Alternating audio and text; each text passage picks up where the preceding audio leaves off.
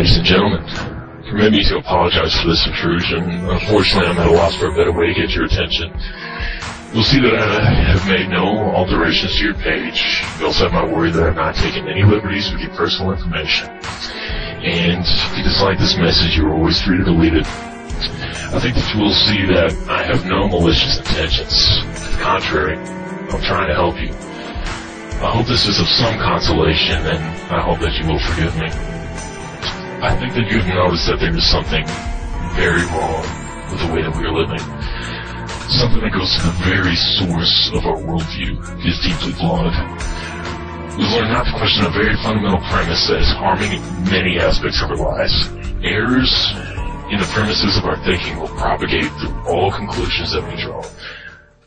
When a structure is built on a poor foundation, this error will affect the entire building and result in deep flaws in the finished product. The realm of ideas operates in the same fashion. Bad assumptions will corrupt the conclusions of even the best logic. We currently stand at Morton's Fork. That is, a choice between two alternatives we assume to be unavoidable. We accept the assumption that in order for men to live peaceably with each other, we must be divided between either controlling forces and subservient forces. Kings and peasants, master and slave, ruler and the ruled. Although we do not have a king in name today, the situation has scarcely changed. In this country, founders hope to create a society of free men. Instead of a true revolution, we've had a sort of coup of the head of state. The king has been replaced by this vague idea of the collective, the popular vote, the state. The end result is a faceless government with the voice of only the most influential. The existence of this power relationship is a foregone conclusion. Control is assumed to be essential.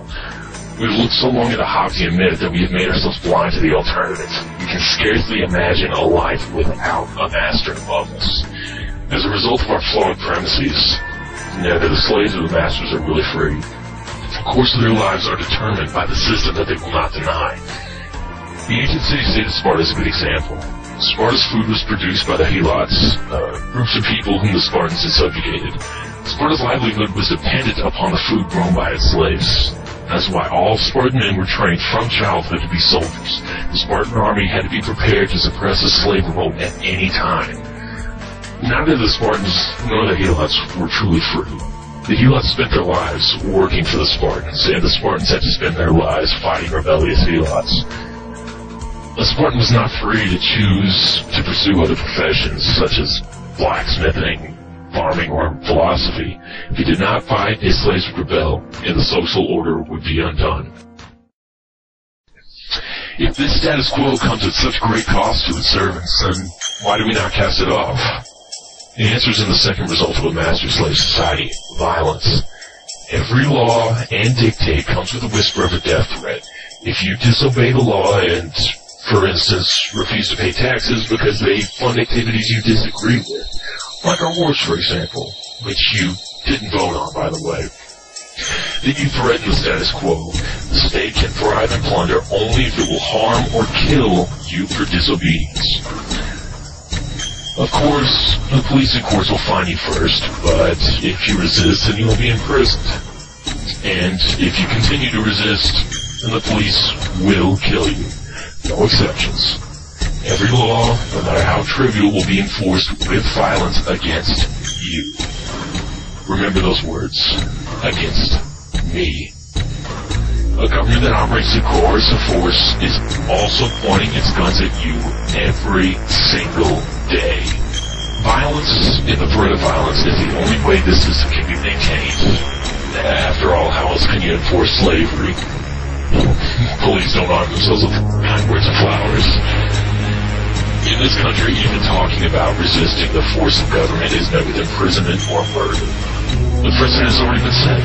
American citizens accused of terrorism, and they don't just mean Muslims, can be indefinitely tortured and killed.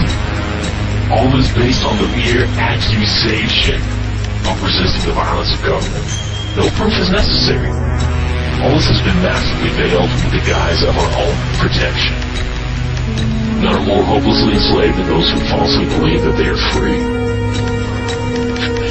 Since it's always the lives of the slave, we must demand real freedom, even if it is met with opposition. We can begin only by denying Morton's Fork. We do not have to live as either a master or a slave, a slave or a servant. We can live with each other as free men. The shackles that enslave us exist only in our mind, and that is where this fight begins. You are a soldier on the battlefield of ideas. Liberate yourself from these tired ideas. Tear down the assumptions forced upon you by those who would deny you your freedom.